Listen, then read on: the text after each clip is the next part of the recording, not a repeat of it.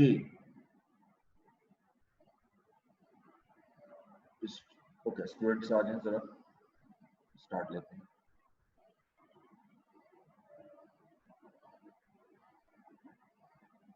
Every item shall be treated as material which can put impact on decision of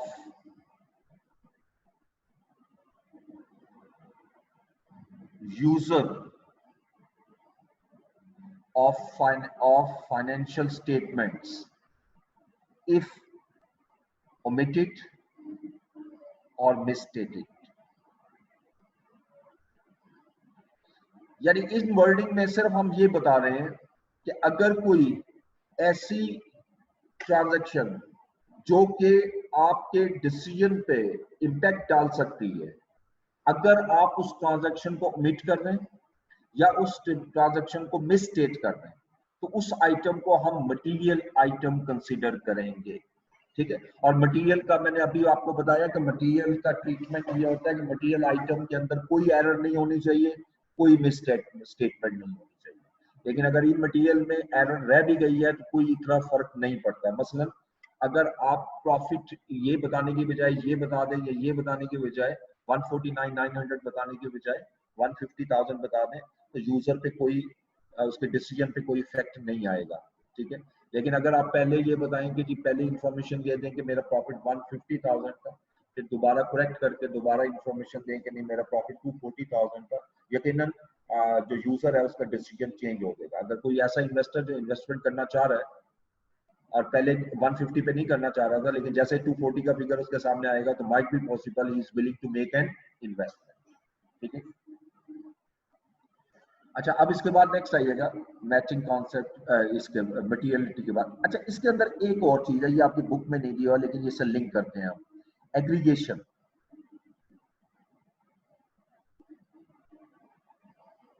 अभी मैंने आपसे बात की इमटेरियल आइटम्स की कि ये 100 रुपीज की जो ट्रांजैक्शन है ये इमटेरियल है, इससे कोई फर्क नहीं पड़ रहा। लेकिन ये याद रखिएगा कि 100 इज नॉट इमटेरियल, ये डिपेंड करता है कि वैल्यू बाकी वैल्यूज कितनी है जिस पर उसने उसका इम्पैक्ट डालना है। एक मिनट जरा और कीजिए।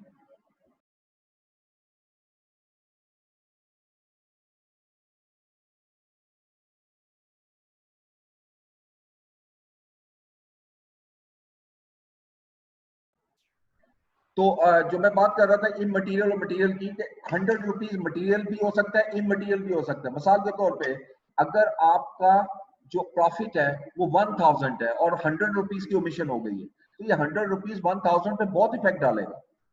यानी 1000 से प्रॉफिट कम होकर 900 या बढ़कर 1100 हो जाएगा। तो ये आपने देखना होता है कि जिस चीज पर इफेक्ट डाल रही है वो कितनी अमाउंट है। अगर वो इससे बहुत ज्यादा बढ़ी है तो ये इमटेरियल अमाउंट कंसीडर होगी। ठीक है, उसके बाद नेक्स्ट आइएगा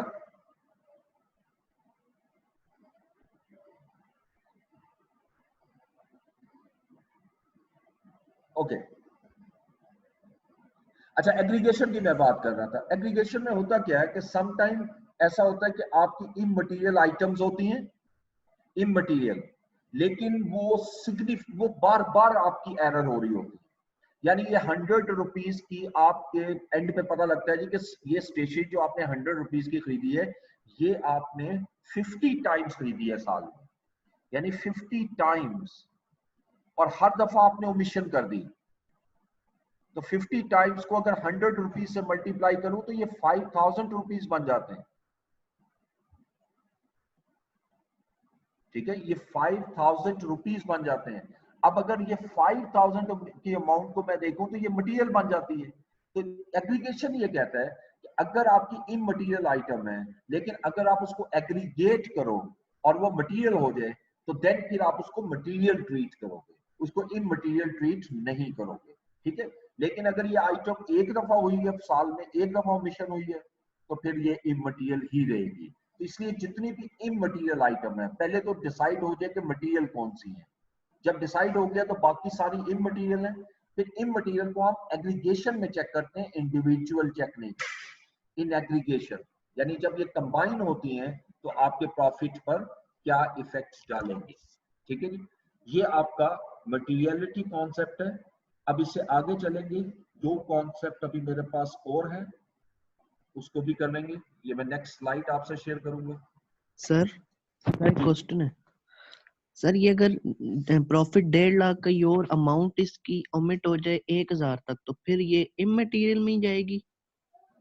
देखिए, अगर 1.5 लाख प्रॉफिट हो और 1000 हो तो ये मटेरियल में जाएगी। मैं अब इसका मटेरियल का एक और आपको तरीका भी बता देता हूँ। राउंडिंग का कॉन्सेप्ट तो आप समझते हैं ना, राउंड करना। यस। ठीक है जी, देखिए अब आपके पास एक अमाउंट है 150,000 की और एक एरर हुई है ओमिशन 1000 की। ठीक है, अच्छा अब अगर मैं ये 1000 को यहां से माइनस करता हूं तो ये अमाउंट कितनी हो जाएगी, 151,000। ठीक है, अब अगर मैं इसकी राउंडिंग करूं, राउंडिंग होती है रुपीज इन थाउजेंड, अगर मैं राउंडिंग करूं तो एरर से पहले मेरा प्रॉफिट 150 था, एरर के बाद वो मेरा प्रॉफिट 151 हो गया। ठीक है, अब अगर ये अभी 149 आएगा सर, ये 149 आएगा। ओके, चले प्लस कर लें, इसको प्लस कर लें। खैर प्लस माइनस दोनों हो सकते हैं, प्लस कर लें। ये बात समझ आइए मेरी जो मैंने की है। Yes sir. ठीक है, अब अच्छा अब आइएगा जरा 100 रुपीज वाली ट्रांजैक्शन में, इसी चीज इसी सिनेरियो में 100 रुपीज वाली ट्रांजैक्शन जो मैंने की हुई है ऊपर। ठीक है, अब 100 रुपीज वाली ट्रांजैक्शन का अगर मैं इफेक्ट लाऊं तो 150,000 और 100 रुपीज आप मैं प्लस ही करूंगा इसमें, जो पहले भी प्लस किया अब भी प्लस करो, तो ये 150,100 हो जाए। अब मैं आपसे कहता हूँ राउंडिंग करो। एरर से पहले मेरा प्रॉफिट 150 था रुपीज इन थाउजेंड, और अगर मैं आपसे कहूं कि 150,100 को राउंडिंग करो तो तब भी 150,000 आ रहा है। तो याद रखिएगा, मोस्टली हम इस तरह चेक करते हैं कि अगर जो राउंडिंग कर रहे हैं ना फाइनेंशियल स्टेटमेंट, राउंडिंग में अगर उसका इम्पैक्ट आता है तो वो उसको हम मटेरियल ट्रीट करते हैं, अगर उसका राउंडिंग पे इम्पैक्ट नहीं आता तो हम उसको इमटेरियल ट्रीट करते हैं। This is the most simplest way of measuring the materiality. ठीक है, okay sir, thank you. Welcome. अच्छा जी, आगे चलते हैं, मैं नेक्स्ट स्लाइड आपसे शेयर कर लूं, यानी नेक्स्ट बोर्ड की, ये तो खत्म हो गया।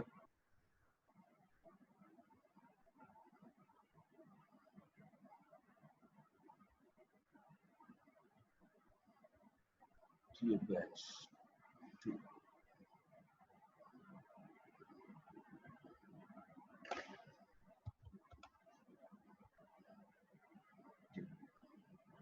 अच्छा जी, नेक्स्ट हमारे पास आता है अकाउंटिंग कॉन्सेप्ट प्रूडेंस।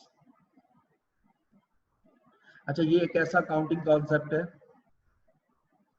जिसको जब तक प्रॉपर अप्लाई नहीं करेंगे तो शायद अंडरस्टैंडिंग में डिफिकल्टी हो, लेकिन कुछ आइडिया आप जनरेट कर लेंगे, इतना भी मुश्किल नहीं है। प्रूडेंस, प्रूडेंस हमें बताता क्या है। प्रूडेंस देखें, आपकी इसको स्टार्ट करने से पहले मैं आऊंगा मैनिपुलेशन की तरफ। अकाउंटिंग में हम मैनिपुलेट करते हैं, बहुत से लोग ऐसे हैं जो अकाउंटिंग में मैनिपुलेशन करते हैं। मैनिपुलेशन किस लिए की जाती है? दो ही पर्पस हो सकते हैं, या प्रॉफिट को हाई शो करना या प्रॉफिट को लो शो करना।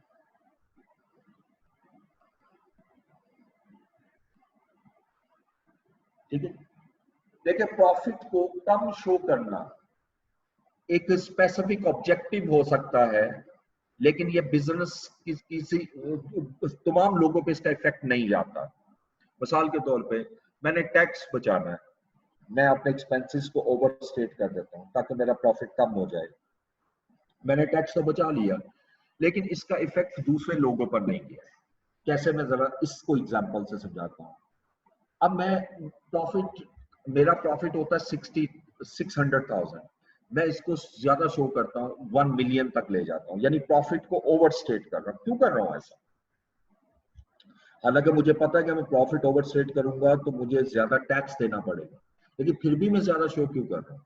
ताकि मैं लोगों को अपने बिजनेस की वर्थ को बता रहा हूँ कि मेरे बिजनेस की वर्थ बहुत अच्छी है, और इससे लोगों को मोटिवेट कर रहा हूँ कि आप आए और मेरे बिजनेस में आकर इन्वेस्टमेंट करें।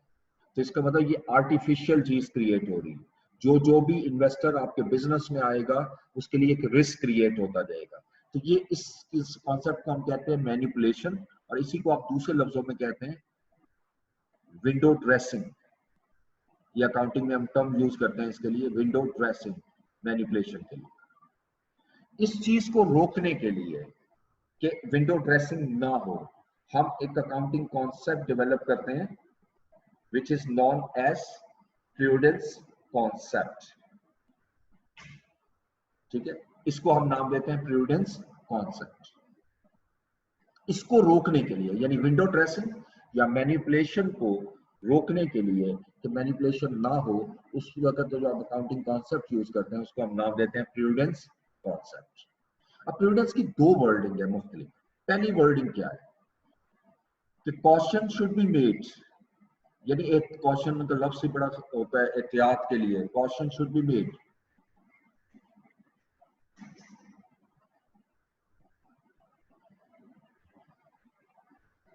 so that assets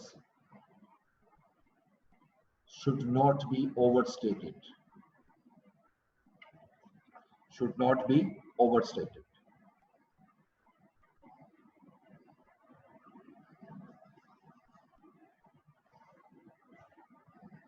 And liabilities should not be understated.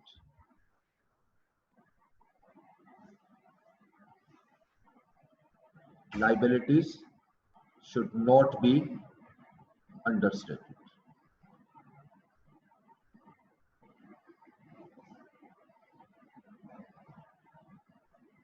ये दो चीजें मैंने आपके सामने लिखी हैं। अच्छा देखें, ये दोनों चीजों का इफेक्ट एक ही है कि मैं प्रॉफिट को ओवरस्टेट कर रहा हूं, क्योंकि ये बेसिकली एसेट और लायबिलिटी की डिस्कशन की हुई। कोई भी बिजनेस की, किसी को भी आपने बिजनेस को चेक करना हो ना कि बिजनेस अच्छा है या बुरा है, तो प्रॉफिट भी एक इंडिकेटर जरूर है, लेकिन प्रॉफिट से ज्यादा नेट वर्थ बिजनेस की मेजर की जाती है। और नेट वर्थ हम कैसे मेजर करते हैं? Assets minus liabilities. किसी भी बिजनेस की अगर मैंने नेट वर्थ मेजर करनी है, मैं उसके एसेट्स में से लायबिलिटीज माइनस कर, ठीक है। अब देखें, एक बिजनेस के एसेट 600 मिलियन है और उसकी लाइबिलिटीज 120 मिलियन है, उसका मतलब नेटवर्थ 480 हुई। ये ओरिजिनल है।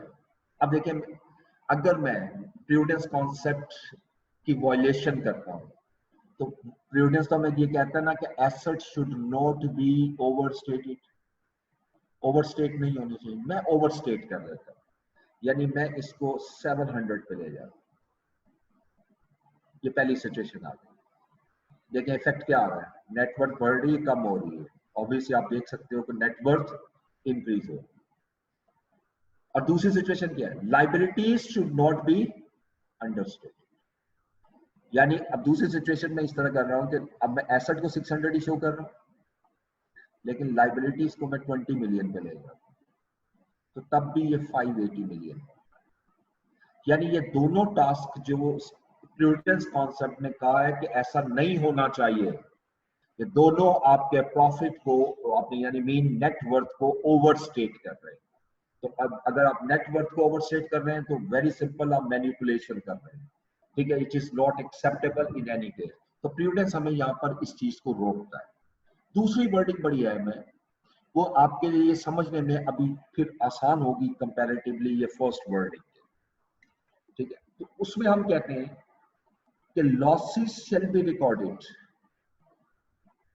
यानी loss shall be recorded when occurred. Loss उसी दिन मैं रिकॉर्ड कर दूंगा जिस दिन अकर हो जाएगा, but gain shall be recorded when realized।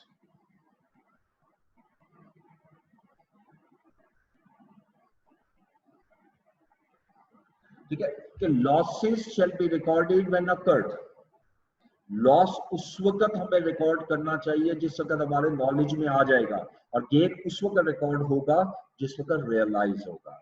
बहुत सिंपल सी एग्जांपल है, मैं एक गुड्स बाय करता हूं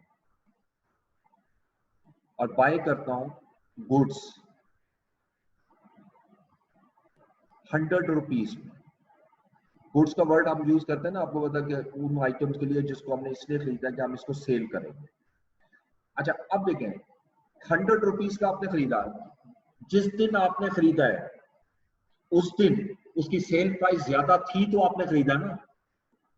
यानी अगर मैं गुड्स खरीदने जाता हूँ और मुझे ये पता है कि ये गुड्स 90 रुपीज में बिकेंगे, मैं 100 में क्यों बाय करूंगा? मैं उसको बाय नहीं करूंगा। इसका मतलब अगर मैं उसको बाय कर रहा हूँ तो उस दिन उसकी सेल प्राइस उससे ज्यादा थी, ठीक है। लेकिन आफ्टर फ्यू मंथ्स या few days unfortunately prices decline हो जाती हैं, और प्राइसेस डिक्लाइन होकर ₹90 पे आ जाती है। यानी इट मींस कि ये जो मैंने 100 रुपीज की गुड्स खरीदी हैं ये 90 में सेल हो सकते हैं, इससे ज्यादा प्राइस में मैं इसको सेल नहीं कर सकता। यानी मैक्सिमम ये सेल होंगी तो कितने में होंगी? 90 रुपीज, राइट। अच्छा, अब यहां पर गौर से देखें तो लॉस हो गया, और प्रूडेंस कॉन्सेप्ट हमें कहता है कि ये लॉस को अभी रिकॉर्ड कर दो, हालांकि गुड्स सेल नहीं हुई। प्रूडेंस ये कहता है कि लॉस को अभी रिकॉर्ड कर दो। रीजन क्यों रिकॉर्ड कर दो? क्योंकि ये एसेट ओवरस्टेट हो रहा है। ये एसेट ही है ना, इन्वेंट्री है दूसरी लफ्जों में। जब तक ये बिकेगा नहीं, ये इन्वेंट्री है, और इन्वेंट्री एसेट होता है, तो यानी ये ओवरस्टेट हो रहा है, तो इसलिए इसका फौरन लॉस रिकॉर्ड कर देना चाहिए। लेकिन अगर मार्केट प्राइस 100 रुपीज से ज्यादा है, यानी 100 रुपीज की खरीदी हुई है मैंने और मार्केट में 110 की सेल हो सकती है, तो ये 10 रुपीज का गेन आ रहा है मुझे, लेकिन ये गेन तब तक रिकॉर्ड नहीं करूंगा जब तक एक्चुअल इसको सेल नहीं करूंगा, ठीक है। तो इसलिए ये याद रखना है, प्रूडेंस कॉन्सेप्ट में दो वर्डिंग होती है, एक एसेट और लायबिलिटी के थ्रू हम लेके चलते हैं, और गेन और लॉस के थ्रू चलते हैं। जब अगले चैप्टर्स में आएंगे मैं बकायदा इसकी एप्लीकेशन करके दिखाऊंगा। इसमें कोई फर्क नहीं है दोनों वर्डिंग्स में, इसका जो अल्टीमेट रिजल्ट है वो एक ही, इसमें किसी किस्म का कोई डिफरेंस नहीं आता, ठीक है। अब आइएगा अगला अकाउंटिंग कॉन्सेप्ट,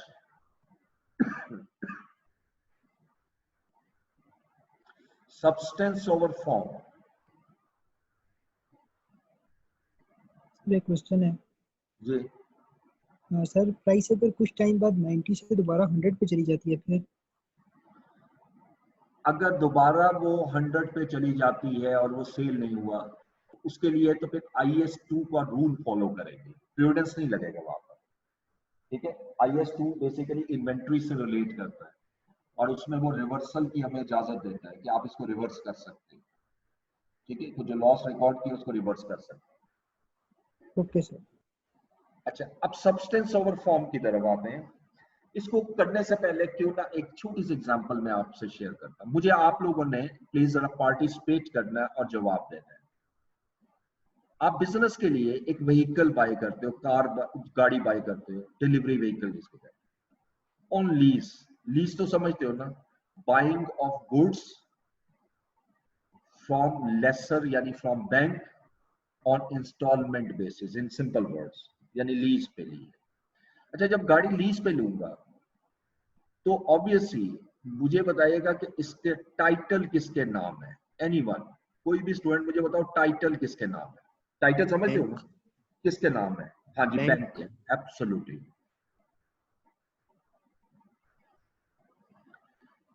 दूसरा सवाल मेरा ये है कि इसका जो यूजर है वो कौन है? बहुत आसान, वही कंपनी का लफ्ज लिख देता हूं, जो भी जिसने लीज पे ली है, ठीक है। लेकिन अब मैं दो चीजें आपसे और डिस्कस करूंगा। इसका रिस्क किसके पास है? बैंक के पास। रिस्क बैंक के पास। अच्छा, रिवॉर्ड किसके पास है?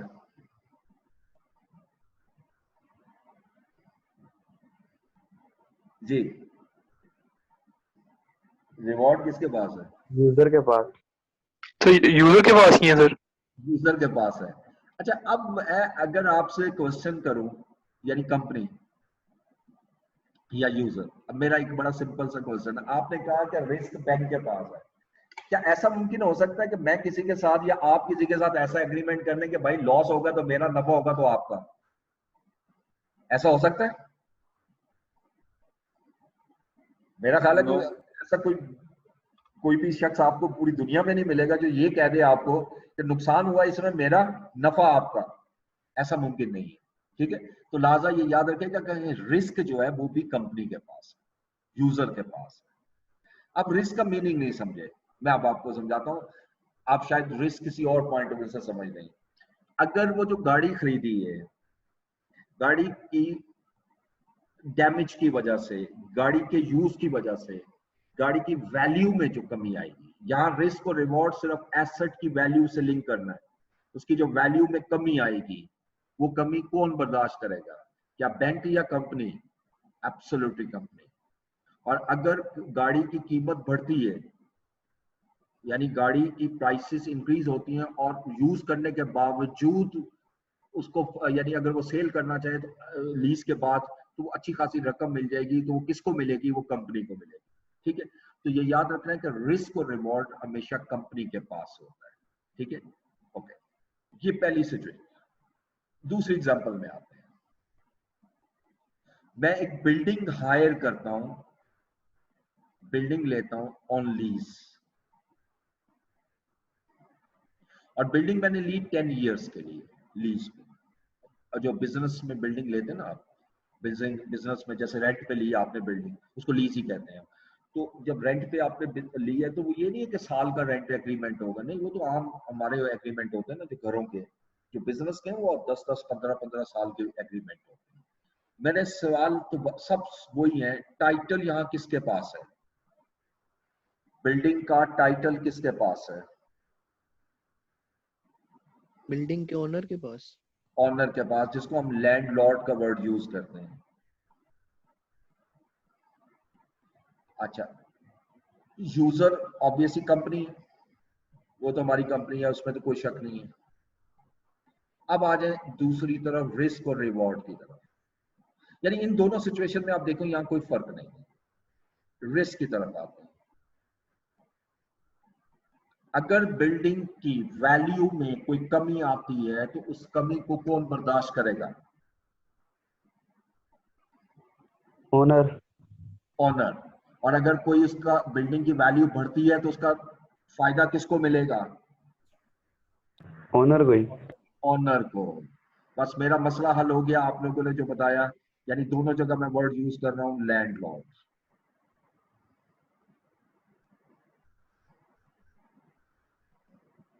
अब मैं सब्सटेंस ओवर फॉर्म की वर्डिंग की तरफ आऊंगा, फिर इससे लिंक करके दिखाता हूं। सब्सटेंस ओवर फॉर्म ये कहता है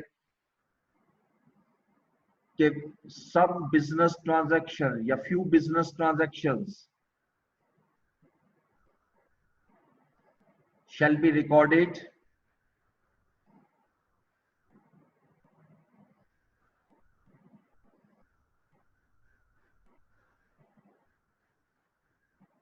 on the basis of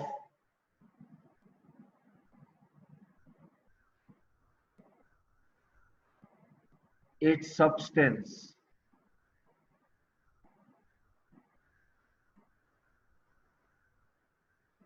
rather its legal form। यानी कुछ बिजनेस ट्रांजैक्शन ऐसी हैं जो सब्सटेंस बेसिस पर रिकॉर्ड की जाएंगी, ना कि लीगल फॉर्म की बेसिस पर। यानी ये देखना जरूरी नहीं है कि ये किसके नाम है, बल्कि देखना ये है कि सब्सटेंस किसके पास है। सब्सटेंस को इन सिंपल हम कहते हैं रिस्क और रिवॉर्ड। ठीक है, ये बहुत बड़ा ये टॉपिक है, ये वाला जो सब्सटेंस ओवर फॉर्म पे पूरे पूरे चैप्टर होते हैं।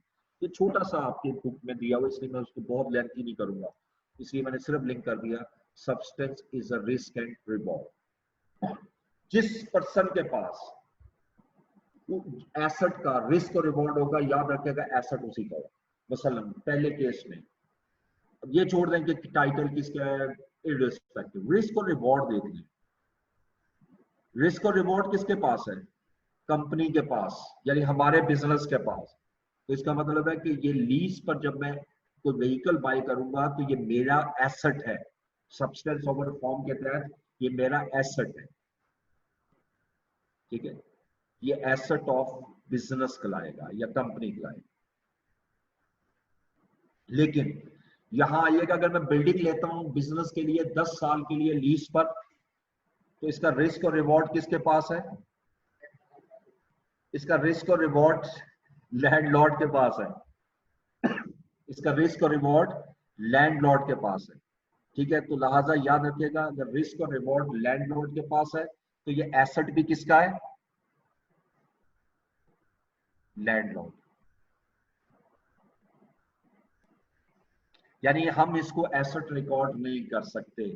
तो सब्सटेंस ओवर फॉर्म सिर्फ हमें ये बता रहा होता है कि कुछ बिजनेस ट्रांजैक्शन ऐसी होती हैं जो कि आप सब्सटेंस बेसिस पे रिकॉर्ड करोगे, on the basis of risk और रिवॉर्ड रिकॉर्ड करोगे, आप लीगल फॉर्म में जाने की जरूरत नहीं है। आप पहले केस में एक दफा फिर देखें, टाइटल किसके पास है? बैंक के पास, ठीक है। रिकॉर्ड एसेट कौन कर रहा है? Company, because substance. यहाँ टाइटल किसके पास है? लैंडलॉर्ड के पास, और एसेट भी किसका है? लैंडलॉर्ड। यहाँ कोई इशू नहीं है, ठीक है। यहाँ पर जिसका जिसका एसेट है उसी का रिस्क है। यहाँ जिसके नाम पे एसेट है रिस्क उसका नहीं है, रिस्क दूसरे का जो यूजर है। तो इस अकाउंटिंग कॉन्सेप्ट को हम नाम देते हैं सब्सटेंस ओवर फॉर्म। हाँ, इतना मैं बता देता हूँ, इंट्रो लेवल पे, आईटीए लेवल पे आपके सिर्फ सब्सटेंस ओवर फॉर्म जो है उसमें लीज की बेहतरीन एग्जाम्पल है। इससे आगे मैं नहीं बढ़ूंगा। लीज, और आपको अगर आएगा भी तो लीज के हवाले से आएगा, अगर तो ये भी पॉसिबल नहीं। तो आप सिर्फ इसको डेफिनेशन की हद तक इसको माइंड में रखिएगा। ये मैंने जितने भी आपके सामने बताए ये सारे के सारे हमारे अकाउंटिंग कॉन्सेप्ट्स हैं, ठीक है। अच्छा, इसके अलावा ये सारे आपको बुक में दिए हुए पेज नंबर मैं आपको बोल देता हूँ। पेज नंबर 35 है आई थिंक, नहीं 32 से स्टार्ट हो रही है, ठीक है। ये पेज नंबर 32 से स्टार्ट हो रहे हैं। आज आपने जरा इसको अच्छी तरह पढ़ना। इसके अलावा कुछ टर्मिनोलॉजीज भी हैं, जैसे कंप्लीटनेस, रेलिवेंस, वो मैंने आपसे डिस्कस नहीं की, बट वेरी इजी, उसको आप पढ़ोगे तो समझ में आ जाएगा, लेकिन उसको भी मैं डिस्कस कर लूंगा, उसमें मसला नहीं, ठीक है। अब मैं जरा पहले अटेंडेंस लगाऊंगा। सर ये रिस्क और रिवॉर्ड, सर ये पीरियड पे डिपेंड करता है कि ये एक पीरियड अगर इनडेफिनेट है और एक डेफिनेट है सर, उस पर भी डिपेंड करता है रिस्क और रिवॉर्ड। आपकी आवाज जो है ना डिस्टॉर्ट होके आ रही है, यानी वो इसमें इको बहुत आ रही है, नहीं समझ आ रही मुझे, आपकी आवाज क्लियर नहीं आई। सर मैं ये कह रहा हूँ कि सर ये रिस्क और रिवॉर्ड जो है सर, ये पीरियड पे भी डिपेंड करता है कि अगर एक पीरियड डेफिनेट है और एक इनडेफिनेट पीरियड है, उस पर भी रिस्क और रिवॉर्ड डिपेंड करेगा। पीरियड पे कैसे कर सकता है भाई? पीरियड पे कैसे कर सकता है? सर जैसे एक कार हमने जो लीज पे ली है सर, और हमने बिल्डिंग ली है सर, ये 10 इयर्स का हमारे साथ कॉन्ट्रैक्ट था उनका, तो इस तरह इस पे डिपेंड नहीं करेगा। इस पे डिपेंड नहीं करेगा, इस पे नहीं करेगा। ये आपका डिपेंड करेगा जो आपका जो होता है ना एक्सपेंसेस होते हैं जो ऑनरशिप से रिलेटेड, वो कौन बेयर कर रहा है, ठीक है। एक और ओके आपको सर। मैंने बोल दिया, ठीक है, उसके पॉइंट ऑफ व्यू से भी।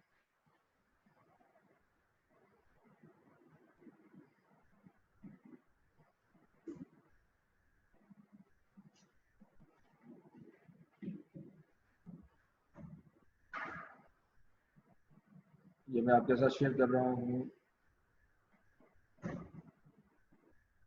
अटेंडेंस शीट, करके देखें आप। Abdul Moiz Mughal, present. Abdul Moiz Safdar, Aftarul Haq, present sir. Ahmad Abbas, present sir. Ahmad Niaz, present sir. Aliha, present sir. Maan Waheed, present sir. अक्सर Khan, Ayesha Meherban, present. Fariya Shahzad, present. Shilja Irtaza, present. Maira Sohail, present. Mubashir Shabbir, present sir. Mohammad Hamza, present. Mohammad Ishaq, Mohammad Kaleem, Mohammad Sikandar, Present. Mohammad Wais Azhar, Present, sir. Muqaddas Meherban, Present, sir. मुकद्दस Suhail, Present, sir. समन सादिया, समीर अली,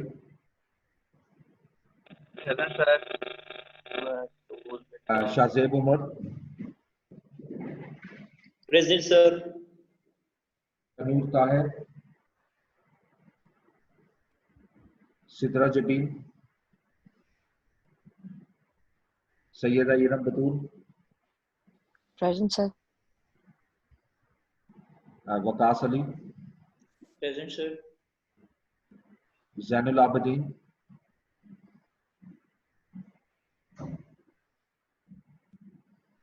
जैनुल आबदीन जहीर,